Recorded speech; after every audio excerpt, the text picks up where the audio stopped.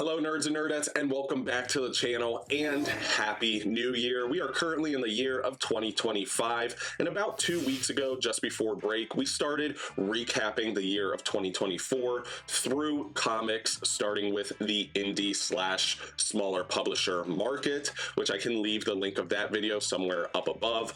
And in today's video, we will be continuing that series, going over my top 5 reads and releases of Marvel Comics. Now, all of the books that I'm about to mention were all released in 2024, at least the format that I'll be referencing here, but it may or may not be my first time reading this content in 2024, but I'll go into that during the actual listing portion of this video.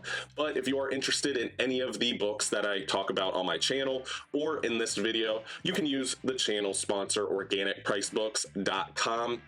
You can use the discount code staynerdy to save yourself $2 on an order, or when ordering 4 or more books, you can use the code staynerdyshipittogether to save yourself 5% on that entire order. It's a great way to save yourself some money when ordering from OPB, but it is also a great way to help support the channel. So thank you to anyone that does decide to use this channel's code. It does mean a lot. But let's go ahead and jump into this list, starting with, of course, number 5. And at number 5 is a book that I did not have on my bingo card of being featured on any list at all, but here it is, and that is Hulk by Donny Cates and Ryan Ottley, the Omnibus. This is a somewhat recent run on the Jade Giant, actually taking place before the currently ongoing Philip Kennedy Johnson run that has that more horror flair that a lot of people are enjoying. But this was a book that I was reading in single issues and dropped after issue 2. Yes, you heard correctly. I hated it that much in single issues, but when I heard it was getting an omnibus, I figured, why not try again? Worst case scenario, I will have a book that I don't really enjoy the story, but I will have Ryan Ottley's art in oversized format, and for me, that is 100% worth the ticket to ride right there.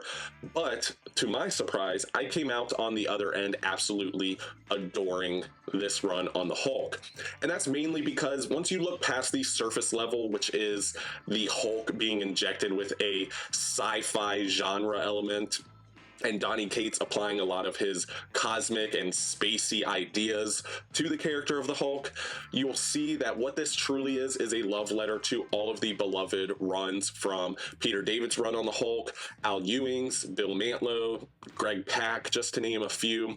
And it's Donny Cates showing his love for those stories, those runs, those plot devices in his own fun and whimsical way.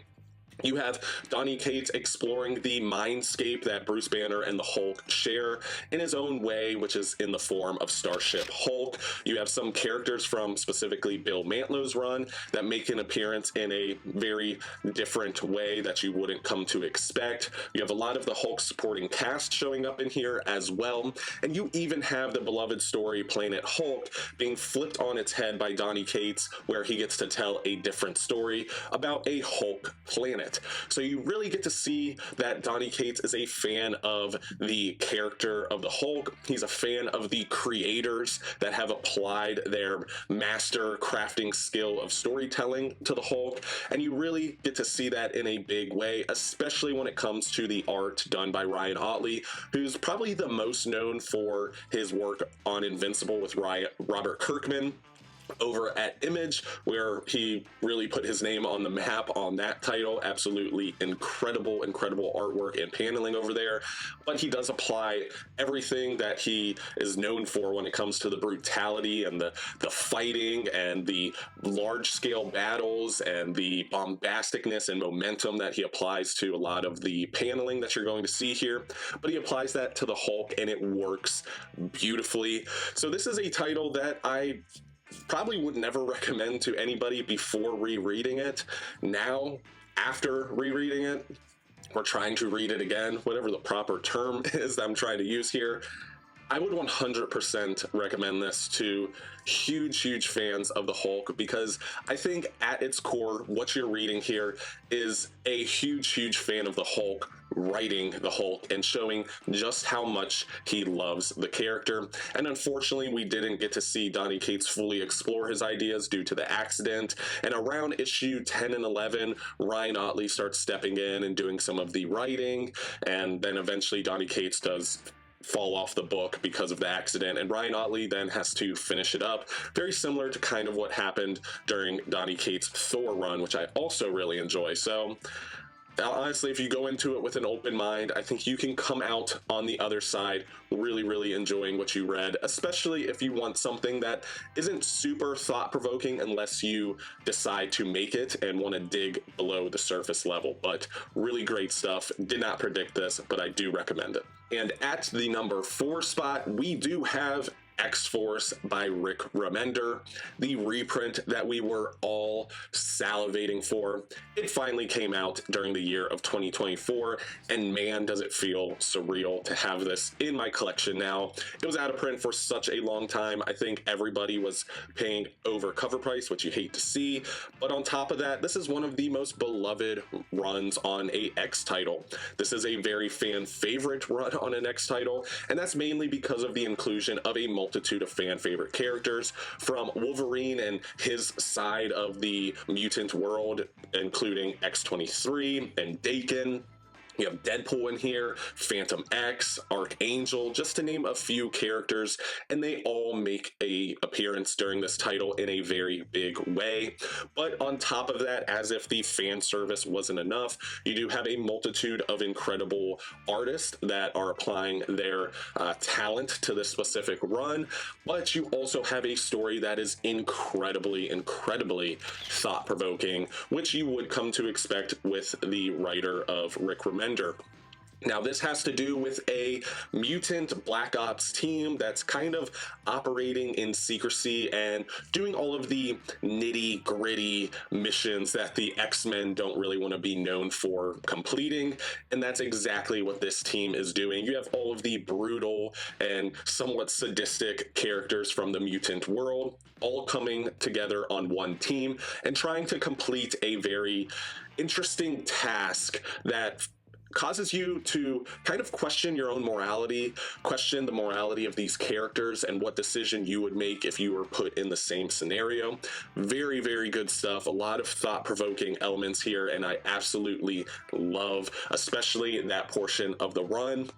And then you eventually work into some fan favorite stuff when we get to revisit and almost revisit in a sequel type of way the Age of Apocalypse universe and those characters that we all know and love back during the 90s. Age of Apocalypse is a very well-known and fan favorite X-Men story, and Rick Remender revisits that story, those characters, and that world in a massive way, and I absolutely love it.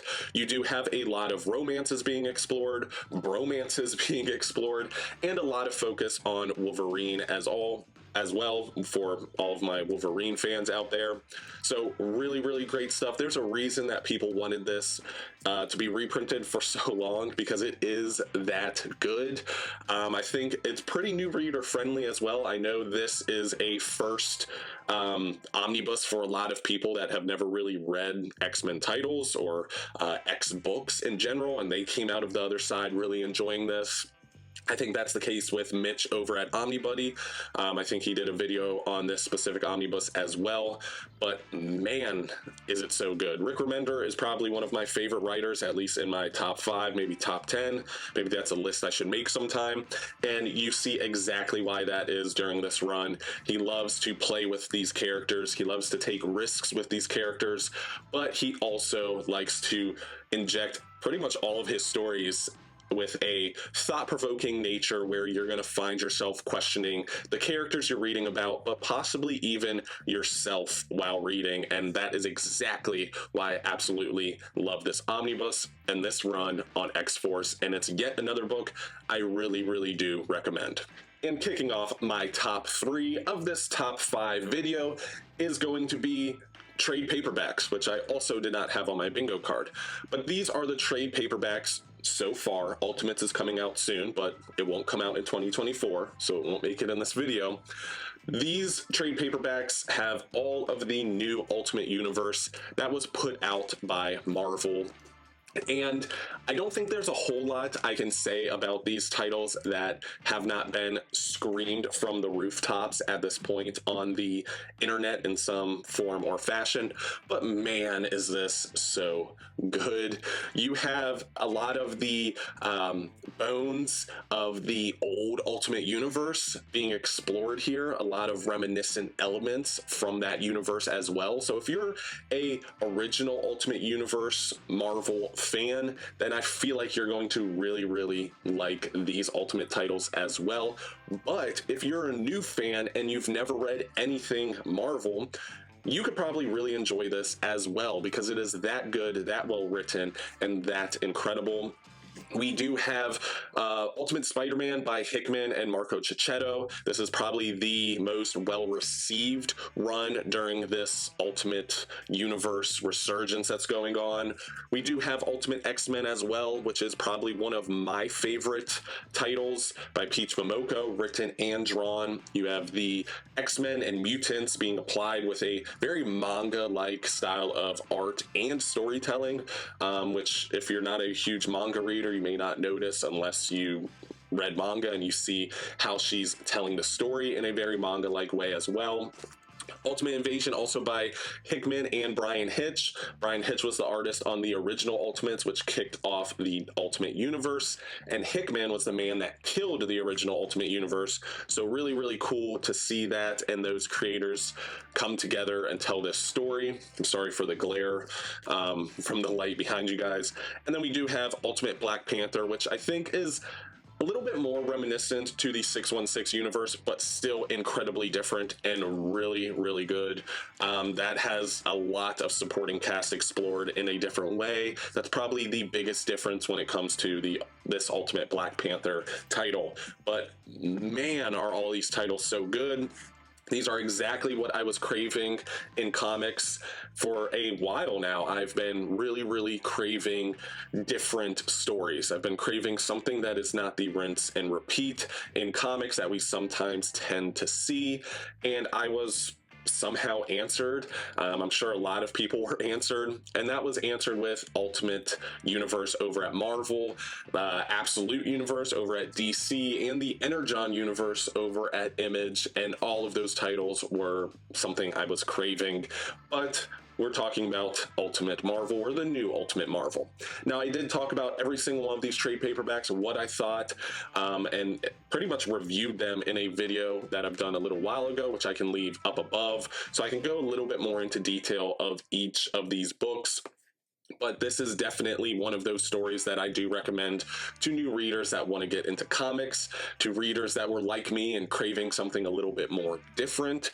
This is the era of Marvel that you're going to want to dive into. And we do have, like I said, another trade paperback coming out this year, which is the Ultimates, and from what I hear, that's actually the most well-received Ultimate title. So I'm really excited to check that out and see what the new Ultimate Universe's version of the Avengers is doing when all of these stories were taking place. Highly recommend it. Great for new readers and veterans of the comic book world. Read it if you haven't already. I know these are trade paperbacks and maybe we'll get an omnibus, but it is worth reading. It is so good. And here we are at the number 2 spot with Daredevil by Chip Zdarsky, finally getting an omnibus format, which means we have a ton of Daredevil collected chronologically in the omnibus format, which is super duper awesome. This does have 2 volumes which collect the entirety of Chip Zdarsky's run on Daredevil. My second volume's in the mail. You're gonna have to trust me on that. But this is a somewhat recent run on the character of Daredevil, actually taking place just before the currently ongoing, which is also really good, Saladin Ahmed run that's taking place in single issues currently. And this is Chip Zdarsky, who is a pretty happy-go-lucky guy, especially if you watch interviews or his YouTube channel, which is really good. He just cracks jokes, laughs, smiles all the time, but man, does he know how to write dark characters. We saw that over at DC with Batman. We saw that here with Daredevil, and he just knows what he's doing. And this is probably going to go down in history as one of the best modern Daredevil runs in modern history. And that is saying something, because Daredevil has had so much talent when it comes to his books and his titles. Now, what Chip Zdarsky does here is he does kick off the run with Matt Murdock / Daredevil being tried for the alleged murder of an individual while fighting crime. Matt Murdock being a believer of the crime system or the judicial system, because he's obviously a lawyer, and he's also just a good and faithful person due to his religion. He feels that he should serve out that sentence. So you get to follow the trials and tribulations of Daredevil in the prison system, which is pretty awesome, if I do say so myself. But then on top of that, you have the exploration of Elektra and Frank Castle, the Punisher, taking place in the outside world, and Matt Murdock almost being called to help out with the events that were taking place during the Jason Aaron Punisher run, where we saw Frank Castle become the Beast, the leader of the Hand, and Matt Murdock being almost called to arms and wanting to help his friend, especially after the events of Shadowland, where we saw a very similar type of story but with Daredevil. And it is so action-packed. It is so great. I hope we get the Punisher by Jason Aaron omnibus. That would be a great companion piece with this run as well.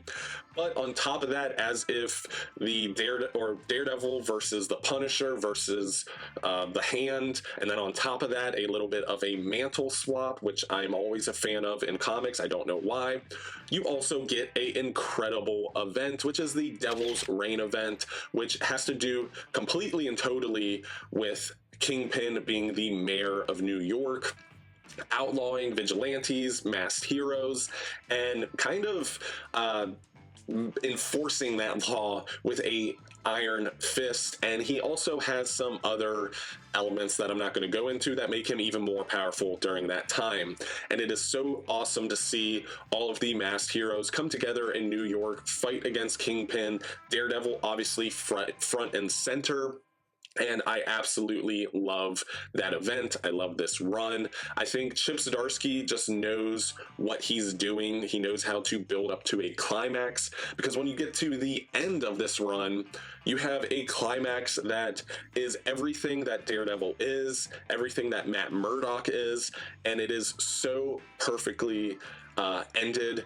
It's so perfectly written, and you also get I almost said one, but two awesome Daredevil costumes during this run. Looking at you with the hood and the beard. Beautiful design, good lord. But such an incredible run here. This is one of those modern runs on Daredevil that I think everyone and their mother is going to recommend to you. And that's because it is that good, so I'm going to do the same, and that's exactly why it's here at the number 2 spot. But that does wrap up number 2, so let's jump into my number 1 read and release of 2024 by Marvel Comics.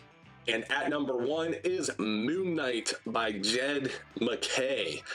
I did not have a Moon Knight book being featured in my top 5 Marvel books of the year, but here we are. This is the title that put Jed MacKay on the map, not only for me, but I think a lot of people, unless you're a Black Cat fan, but there's not a ton of those out there. But his Black Cat run is really, really good as well. I have not read it. I plan to read it now. But man, is this run so incredible. Jed MacKay adds so much to the character of Moon Knight. He builds a supporting cast. He makes Moon Knight an important character in the Marvel Universe. And he also makes this super new reader friendly, because even though this essentially leads into the Blood Hunt event, which was the summer blockbuster event over at Marvel, this run stands on its own 2 feet so well, and I think that's why it reads so beautifully. You do have the appearance of a lot of Marvel characters, from Venom to Tigra, just to name 2 that come to the top of my head. So you do have some of those Marvel characters making an appearance in here, but it's not in a super massive way, unless we're talking about Tigra, which is kind of an obscure character anyway. But getting off topic, And I think because of that, you really get a Moon Knight story here. And this follows Moon Knight fighting the supernatural. Vampires, werewolves, creatures of the night, whatever that supernatural moniker is applied to. Moon Knight is kicking its ass during this omnibus, and it is so good. Like I said, he builds up a supporting cast of characters, which is called the Midnight Mission, which is essentially his version of the Avengers or Defenders that he kind of forms to fight these supernatural creatures and beings. And you have awesome characters from Hunter's Moon, who's almost like a sidekick to Moon Knight in some ways. You also have Reese, who's more of a civilian vampire that is actually on Moon Knight's side. She's a great character as well. And then you also have Tigra, who is probably the standout character other than Moon Knight during this specific run. And Tigra has not made a ton of appearances in comics. Like I said, she's a little bit more of an obscure character, but I absolutely love the way Jed MacKay writes her and what she applies to the story here. Now, this is going to play with all of the multiple identities of Moon Knight as well. It's going to build up the lore of Khonshu and being the Fist of Khonshu and what that means to kind of be the avatar of Khonshu. Said Khonshu probably 6 times there. But on top of that, as if that's not enough, you're going to be getting incredible art, incredible storytelling, and so much action. I absolutely love this run. This is the Moon Knight title that I probably like the most. Just behind it is that Hudson omnibus or that Hudson run. But man, this is just, I think this really caught a lot of people by surprise, me included, because I'm not a Moon Knight fan. I'm not a big Moon Knight fan, rather. I know about the character. I know what he is. I know the entire lore that kind of Jeff Lemire applied to the character, and but I'm not a huge Moon Knight fan. Jed MacKay made me a Moon Knight fan to the point that his Moon Knight run is #1 in this list, which is all of my Marvel books I picked up in 2024. This is the best read and release, in my opinion. And that is saying something as a reader that, like I said, is not a Moon Knight fan, yet here he is. So great, highly recommended. This put Jed MacKay even more on the map than he already was, to the point now he's writing Avengers and whatever other titles he's writing in singles. So he's definitely a big name in comics. He was able to write an event that kind of was the climax of this story. So this is a creator you want to keep your eye on. This is a run you want to read. And if Jed MacKay's name is attached to a book, you probably want to at least check it out. And that does wrap up my top 5 reads and releases by Marvel during the year of 2024. What an incredible year. Marvel put out a bajillion books like they always do, but these were my 5 best, my 5 that I recommend to you. But comment down below, let me know what your top 3 reads and releases for Marvel are, your top 5, your top 10, whatever listing you want to leave down below. You guys put so many titles and so many omnibuses and books on the map for me and add them to my to be read pile. So comment down below, let me know what you guys are reading and what you enjoyed. I always enjoy to hear from you guys. But thank you so much for watching. I appreciate each and every one of you guys tuning in and hearing me gush about comic books and omnibuses. I am truly humbled by literally existing on this platform with a whole slew of other creators. It was an incredible year. A little bit of a slow year because of the big move of 2024. But thank you again. I appreciate you guys. And I will see you in the next one, where we will be talking about my top 5 reads and releases of DC Comics. So I'll see you guys in the next one, and stay nerdy.